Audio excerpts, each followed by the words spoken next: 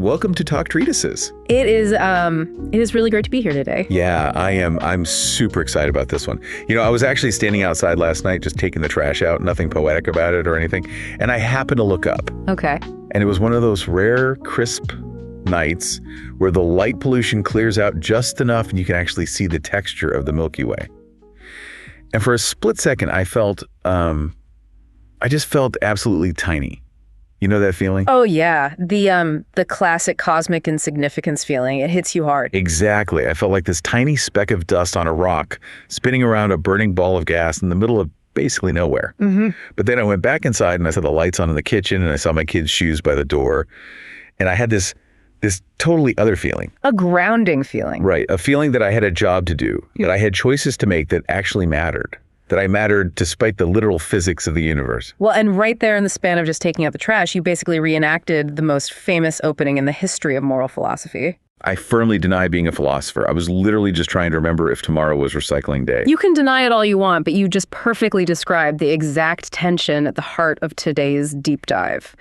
We are looking at a monumental book published in 1788 during the height of the Enlightenment that tries to reconcile those two exact feelings. The crushing weight of the physical universe. And that undeniable voice inside your head that says you are free. Yeah, so we are tackling a massive classic work today, a fundamental treatise on practical reason. It is the book that changed everything. And I really don't say that lightly. This is the work that built the entire architecture for how the Western world thinks about duty and freedom and morality. Now, before everyone tuning in hits the skip button because they hear 18th century German philosophy, we need to be really clear about our mission today. We aren't doing a biography. We aren't doing a dry history lesson.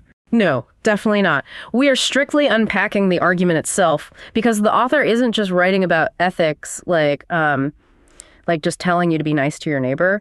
The text is trying to figure out if human beings are actually real. Wait, real? What do you mean by real? Real agents. Or if we're just biological machines. Because if that moment you had looking at the stars feeling small and feeling like just a speck of matter, if that is the only truth, then you are essentially just a robot made of meat. A robot made of meat. That is a terrifying image, and we're going to get into exactly why that terrified the author so much. But just a quick disclaimer regarding our source material for today. This discussion will state information directly from the text of this classic 1788 work on practical reason. We aren't adding outside commentary or modern punditry. We are strictly unpacking the arguments as the author presented them. Which honestly is the only honest way to do philosophy. You have to grapple with the text itself. Right, so let's go back to that moment under the stars. Yeah. The text actually opens its conclusion with a quote that I think we really have to read here because it frames everything we're about to talk about. Yeah, it's one of the few times the text gets genuinely poetic. It says, "Two things fill the mind with ever new and increasing admiration and awe. The oftener and the more steadily we reflect on them, the starry heavens above and the moral law within." The starry heavens and the moral law. It sounds beautiful, but for this author, these two things were actually kind of at war with each other, weren't they? They absolutely were. And to understand why, we have to look at the context of the era and the author's previous work on theoretical reason. Because, spoiler alert, it was a bit of a downer for the human ego. This was the work where the focus was on science and math and how we measure the physical world right. Right. The analysis was all about how our brains process reality. And it came to a somewhat startling conclusion. It argued that our theoretical knowledge is strictly limited to phenomena. Phenomena meaning like things as they appear to us. Precisely. Think of it like a VR headset. You see the game, you see the walls, you interact with the other players, but you cannot take the headset off. You can never see the code running in the background. Okay. You can't see the thing in itself, which the text calls the noumena.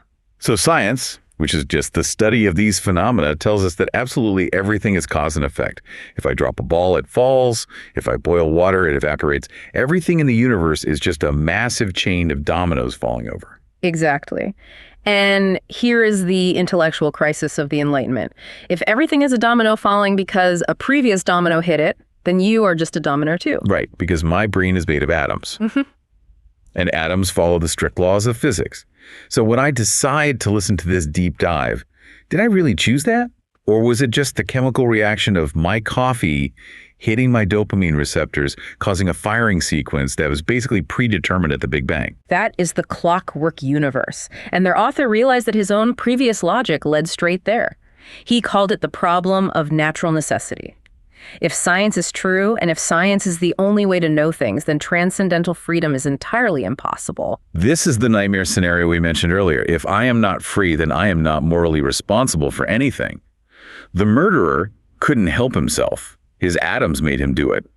The saint isn't actually good. Her genetics simply made her do it. Precisely. And there is this brutal image in the text we are covering today. The author says if we are just determined by our instincts and our physical environment, we are nothing more than turnspits. A turnspit. That's a dog, right? Or a machine. In that era, it was a mechanical device used to rotate meat over a fire. You wind it up and it spins, it moves, it looks active, it performs a specific function, but really it is just a spring unwinding. So I might think I'm deciding to be a good person, but really I'm just a wound-up toy. He goes even further. He says we would be thinking automatons. We would be conscious marionettes. Imagine being a puppet, but you have consciousness, so you actually think you are pulling your own strings. But really, the supreme artist, or just the blind laws of physics, wound you up. That is the exact nightmare scenario this entire book is trying to wake us up from. That is incredibly bleak. It makes love and justice and bravery totally meaningless. They are just software glitches in the meat robot. Right. So the mission of this treatise is to find a trapdoor, to find a way out of the machine. The goal is to prove that practical reason, which is the faculty of the human will, can operate independently of that physical domino chain. Okay, so how do we prove we aren't meat robots? Sure. The text says we have to look at practical reason, but the author is fighting a massive intellectual battle here against empiricism, right? Yes, empiricism is the ghost haunting this entire text. The empiricist view famously held that reason is and ought only to be the slave of the passions. Which honestly feels pretty true a lot of the time. I mean, usually I have a biological desire, I'm hungry, or I want people to think I'm smart, and I just use my reason to figure out how to get food or praise. Reason is just the tool I use to get what my animal brain already wants. That is the textbook empiricist view. You are a bundle of sensations and desires, and reason is just a biological calculator to maximize pleasure and minimize pain. If that is true, you aren't free. You are just chasing chemicals. So the text has to prove that reason can actually be the boss, that pure reason can command the will without ever checking in with the animal desires first. Correct. The core thesis of the work is that pure reason is practical of itself alone. It gives man a universal law, which we call the moral law.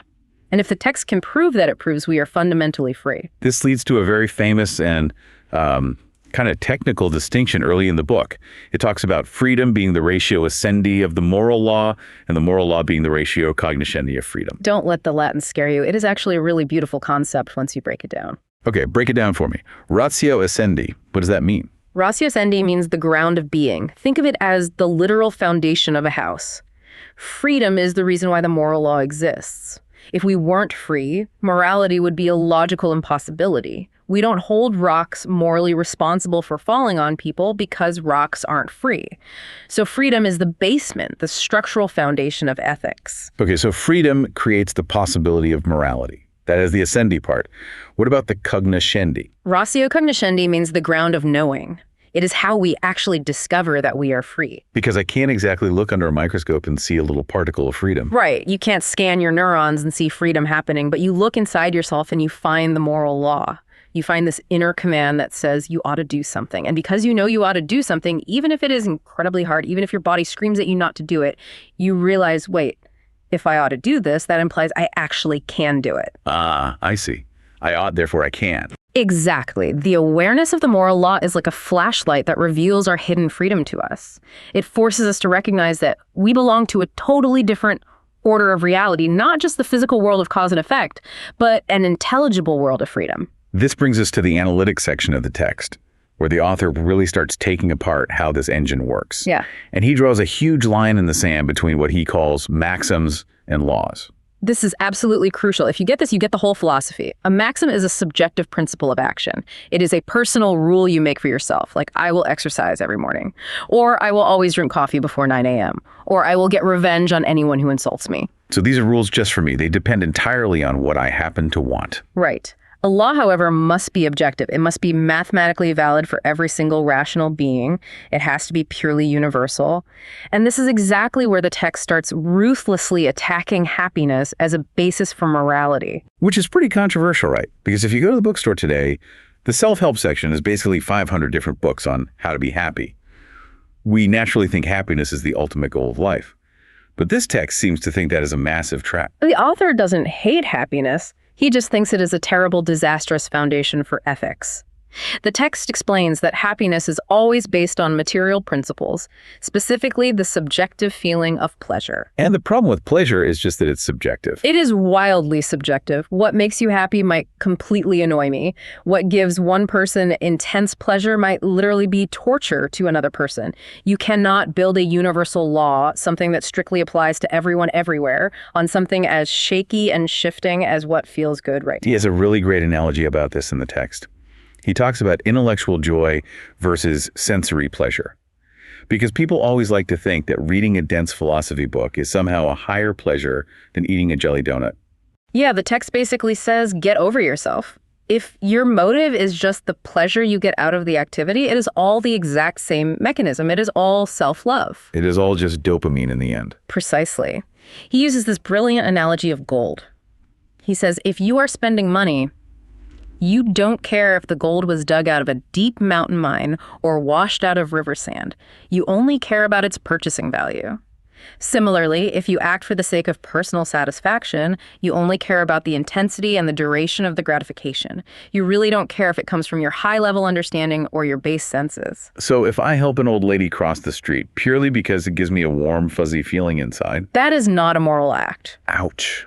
That is harsh. It is a nice act. It is an agreeable act. Society likes it, but it has absolutely no moral worth because the determining ground of your will was just chasing that fuzzy feeling. You're acting like a very polite, well-trained turnspit. That is an incredibly high bar. So what should determine the will if we can't use happiness or pleasure? The mere form of the law itself, just its universality. This is what leads us to the most famous concept in the book, the categorical imperative. The fundamental law. Let me read the formulation. Act so that the maxim of thy will can always at the same time hold good as a principle of universal legislation. That is the formula. It sounds very technical, but it is basically a tool. It is a universalizer machine. When you are about to do something, you have to pause and ask, could I make this a literal law for everyone? Could I make this a rigid law of nature like gravity? Let's walk through the deposit example from the text because I think that makes this super concrete. Right, let's do it. Imagine a man has a deposit of money left with him by a deceased owner. There is absolutely no record of it anywhere. No heirs know about it. He could easily keep it, and no one on earth would ever know. Okay, and let's say he really needs the money. He's not just being greedy. Maybe his family is starving. So his personal subjective rule is, I will increase my wealth by keeping hidden deposits when I am in desperate need. Now, the text asks you to put that into the universalizer machine. Can you say, everyone may deny a deposit if no proof exists? Make that a physical law of nature. If that were a law of nature, well, deposits just wouldn't exist at all. Why not? Because no one in their right mind would ever hand their money to someone else if they knew it was a mathematical law of nature that the person would keep it if they could get away with it. Yeah. Trust would be totally impossible. So the very concept of a deposit would just vanish. Exactly. The concept logically annihilates itself. It is a strict contradiction. You cannot rationally say, I will steal this deposit in a world where deposits cannot functionally exist. So the maxim completely fails the test. It fails. And notice this is the crucial part. It doesn't fail because stealing is mean. It doesn't fail because society will punish you or because God says no. It fails because it is inherently irrational. It contradicts itself. And this brings us to the core difference between autonomy and heteronomy, which is the key to the whole freedom argument. Yes. Autonomy is when the will gives a law strictly to itself. It is completely self-legislating. When you follow the categorical imperative, you aren't following an order from a king or a priest or even your own stomach. You are following a logical law that your own pure reason figured out. So I am the author of the law that I'm obeying. Exactly. And that is what true freedom is. Heteronomy, on the other hand, is when the will is driven by any outside impulses. And outside, for this author, includes things literally inside your own body. Wait, so my hunger is considered outside of me? Outside of your pure reason, yes. Your hunger is a biological event happening to you. Your desire for social approval is a psychological event happening to you. If you follow those things, you are being governed by something else. That is heteronomy. Even if I follow the will of God purely because I want a reward in heaven. Especially then. If you are good just to get into heaven or avoid hell, you are acting out of prudence, not morality. You are just making a calculated business transaction. I trade good behavior for eternal bliss. That's pure heteronomy. You are being driven by hope and fear, not by duty. The author is just relentless here. He really strips away every single possible selfish motive. He absolutely has to, because if there is even a single drop of selfishness or empirical desire, it is not freedom anymore. It is just the blind mechanism of nature. Now, this creates a really weird paradox. Usually we think we need to figure out what is good first, like happiness is good, so let's make laws to make people happy, or health is good, so let's legislate for health. Right. That is how all the ancient philosophers did it. The Epicureans defined good as pleasure. The Stoics defined good as virtue. But this text completely flips it on its head. The author calls this the paradox of method. He says we have to establish the moral law first, before anything else. Yes, because if you define good before you have the rigid law, you will inevitably define it based on what feels good to you. You will slide right back into empiricism. So the law has to come first. It acts as this empty framework of pure universality. And then we define what is good. Yes. Good is mathematically defined as whatever the pure will determined by the law actually desires. And evil is whatever that pure will shuns. The text makes a really fascinating linguistic distinction here that I found super helpful. In English, we just say good and evil for everything. Yeah. But in German, there are two totally different sets of words. Yes. There is gut and böse, which strictly mean moral good and moral evil. And then there's completely separate terminology, wohl and way. Wohl and way. Weal and woe. Basically pleasure and pain. Exactly. So let's look at a surgical operation. It hurts. It causes physical way or woe, but it saves your life. So your reason objectively says it is gut or good. Or the bully example from the text. Right. A man who loves to annoy and vex peaceable people finally gets a right good beating. He feels it as way. It physically hurts him. But his reason and everyone else's reason must objectively acknowledge it as gut. It is pure justice. So the physical pain is entirely real, but the moral judgment is just this completely separate higher layer of reality. Exactly. And the massive mistake we constantly make as humans is confusing way with both confusing physical pain with moral evil. They're absolutely not the same thing. Which brings up the topic of pure practical judgment. Because applying these abstract universal laws to messy real life is confusing. It is. The text says we have to use the law of nature as a type or a template. The test is simple. Ask yourself if the action I propose were to happen by a law of nature that I myself was a part of, would I still will it? So like deceit or indifference to others' needs. If indifference to suffering was an automatic law of nature, would my will contradict itself? Yes, because eventually you will need help. And if you willed indifference as a universal law of nature, you would be logically willing your own destruction. The will contradicts itself. Okay, so we have the law. We know exactly how to find it using the universalizer. But what actually moves us to follow it?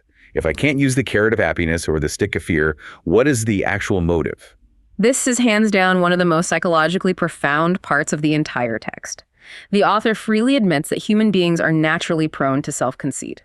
We naturally want to make our subjective personal wishes into objective universal laws. We always think we are the special exception to the rule. Like, I know lying is generally wrong, but I really need to get out of this awkward meeting, so it's fine this one time. That is textbook self-conceit. Now, when the moral law confronts us in its absolute purity, it strikes this down. It says you are not special. You are subject to the exact same rigorous logic as everyone else. And that really hurts the ego. It does. It is a massive blow. The text literally says the moral law humiliates our self-conceit. But out of that painful humiliation comes a totally new feeling. Respect. Or in the original German Achtung. Yes. Respect is the only feeling in the entire human experience that is produced strictly by reason and not by the physical senses. When we see the moral law crushing our selfish ego, we feel a deep sense of awe. We respect the sheer power of the law, and we naturally transfer that respect to any people who embody it. This is the honest man example, right? Yes, he says, when I see a humble, honest man in whom I perceive uprightness of character and a higher degree than I am conscious of in myself, my spirit bows. Whether I choose it or not. That is the crucial key. You might be a wealthy, powerful king, and he might be a lowly peasant. But if he has more moral integrity, your spirit physically bows. You cannot help it, because his living example is a mirror showing you the exact law that you have neglected. And it's so interesting because usually when someone is clearly better than us, we just feel petty envy. But the text argues that deep down beneath the envy, we feel profound respect. And that singular respect is the only valid motive.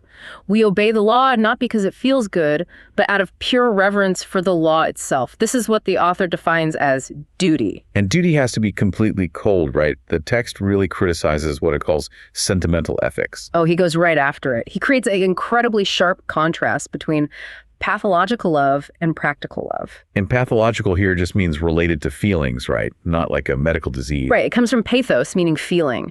The ancient commandment to love God and thy neighbor cannot rationally be a command to have a specific feeling.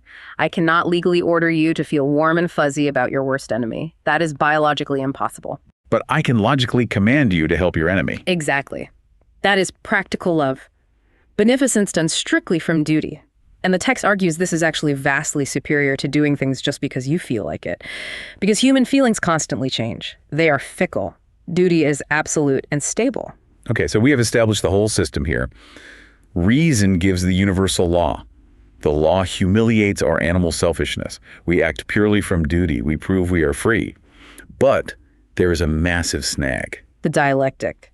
The huge plot twist of the book. Because we live in the real physical world. And in the real world, being a good person definitely doesn't always work out for you. This is the antinomy of practical reason. The text points out that the rational human will naturally seeks the highest good, or the summum bonum. And this highest good has two distinct parts. First is virtue, which means being worthy of happiness, and second is happiness itself. Basically, we want a universe where the good guys actually win. We do. Pure reason actively demands it.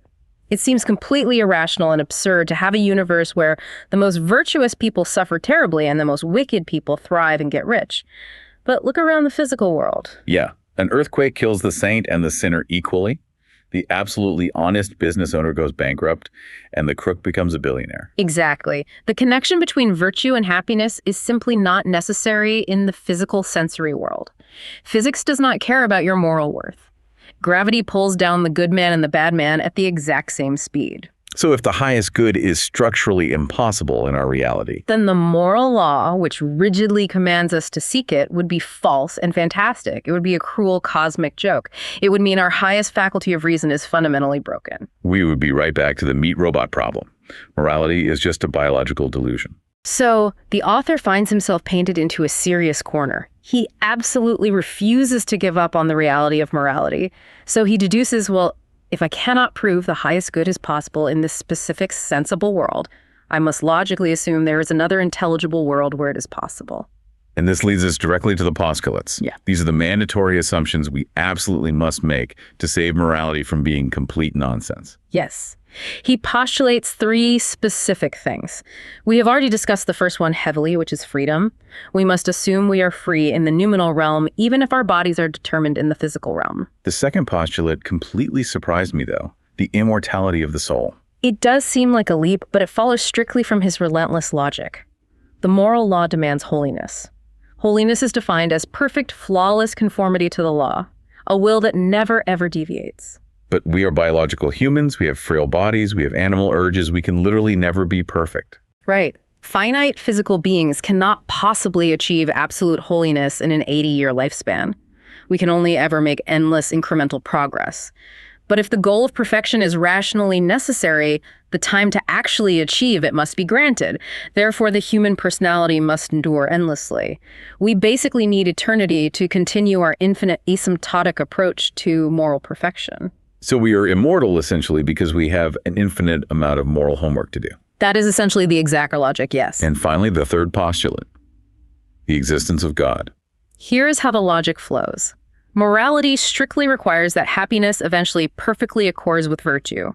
We need a cosmic guarantee that in the absolute end, the good will be happy and the wicked will not. But blind nature cannot guarantee that. Nature is entirely blind. Therefore, we must systematically postulate a supreme cause, a being with supreme intelligence and will who is completely distinct from nature and who can ensure that ultimately the physical universe and the moral universe perfectly align. So we mathematically need God to balance the cosmic scales. Yes. But note that the text calls this rational faith. It is absolutely not a logical empirical proof that would satisfy a physicist. You cannot put this God in a test tube. But it is a moral certainty. If you are truly serious about the reality of the moral law, you are implicitly assuming a universe where the moral law actually makes sense, and that strictly requires a supreme cause. It is a totally fascinating flip. He doesn't say God exists, therefore you must obey the law. He says the law objectively exists, therefore we must mathematically assume God exists. It is often called the Copernican revolution in theology. He bases religion entirely on morality, not morality on religion. Now, before we get to the thought experiment segment, I really want to touch on the methodology section because the author has some incredibly strong opinions on how we should actually teach this stuff, especially to kids. And he really genuinely hates superhero stories. Oh, he despises them. He warns constantly against what he calls moral fanaticism. Educators so often fail because they use examples of super meritorious actions, people sacrificing everything in a massive burst of emotion or doing way more than strict duty actually requires. Like the guy who dramatically jumps on a live grenade to save his squad. Exactly. The text thinks relying on those intense emotional stories is highly dangerous. It makes young people think morality is all about being a glorious hero, about chasing emotional highs and feeling incredibly noble. He says we should strictly stick to examples of plain cold duty. He uses the juvenile example to illustrate this, right? The witness and the tyrant. This is a really powerful story in the text. An honest man is ordered by a brutal tyrant named Phalaris to bear false witness against an entirely innocent person. The tyrant threatens him with immediate death in a bronze bull, which was an ancient torture device where you are literally roasted alive inside a metal statue. And the man just refuses. He loses his life. He loses his family, his happiness, everything. He gains absolutely nothing but the pure preservation of his moral integrity. The author says even a very young 10-year-old child feels the sheer power of this. It systematically generates admiration, then amazement, then profound veneration. It completely separates virtue from happiness. It shows that the pure moral law is vastly stronger than the biological love of life itself. He also mentions the dinner party gossip scenario, which I absolutely love. Yeah, it's remarkably relatable. He notes that even mundane business people who are totally bored by abstract philosophical theory absolutely love to argue about the moral worth of actions at the dinner table. They'll gossip like, did he do that for the right reason? Was she really just looking for social attention? We are all essentially amateur moral philosophers when we're gossiping. And the text says we should actively use that. We should encourage that natural tendency, but we should sharpen it. Instead of asking, did the action turn out well for everyone, we need to train people to ask, was the underlying maxim strictly universalizable? All right, well, speaking of sharpening our moral judgment, let's move right into the thought experiments segment. Let's do it. I'm ready. First, a quick disclaimer. These scenarios are for entertainment and educational purposes, only designed to test the framework of the text. Do not try these at home. Okay, thought experiment number 1, the gallows and the prince. This is adapted directly from the text itself. Let's set the scene carefully. Part A, imagine a guy, let's just call him Larry. Larry says, I cannot help it. My lust is completely irresistible. When I see a beautiful person, I am just a helpless slave to my biology. I literally cannot physically control myself. The classic biological defense of lust. My genes made me do it. Exactly. So we propose a extreme test. We build a functional gallows right outside his bedroom door. And we tell Larry, go ahead and enjoy your moment of passion. But the literal second you step out of this room, you will be hanged by the neck until dead. Does Larry control his irresistible passion? The text says yes, obviously. The biological love of life is vastly stronger than the biological lust. He immediately controls himself.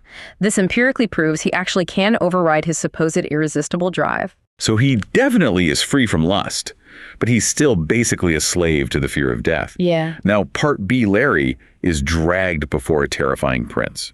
The prince says, I want to completely ruin this innocent man, Mr. Smith. You must go into court today and bear false witness against him. Lie and say he is a traitor. If you do not do this, I will hang you on that exact same gallows immediately. No, the stakes are entirely different. It is no longer lust versus life. It is purely duty versus life. Does Larry refuse the prince? The text is very careful here. It says, Larry might not know for sure if you would actually refuse. We are all frail humans. We might completely crumble under the terror, but Larry knows with absolute certainty that he could refuse. He knows unequivocally that he ought to refuse. And that sheer awareness, that tiny voice inside his head saying, I could actually choose death over lying, is the ultimate proof. Exactly. The biological survival instinct screams live at all costs, but the pure moral law whispers do not lie.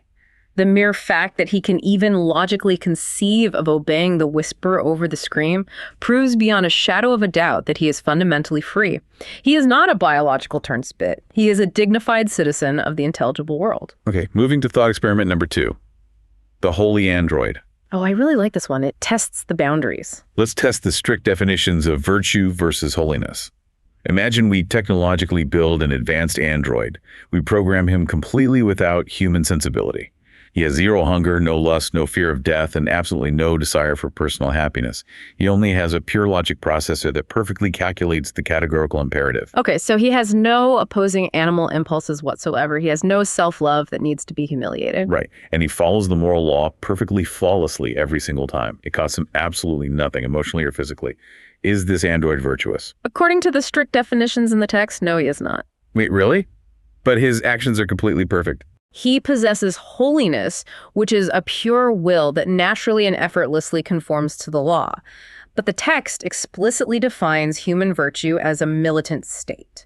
It is a moral disposition that exists inherently in conflict. It actively requires overcoming deep internal resistance. So the agonizing struggle is actually the entire point. For finite physical beings, yes, virtue is the hard-won victory over self-love. If you have absolutely no self-love to fight in the first place, you cannot logically be virtuous in the human sense of the word. Which raises a really massive question for our actual future.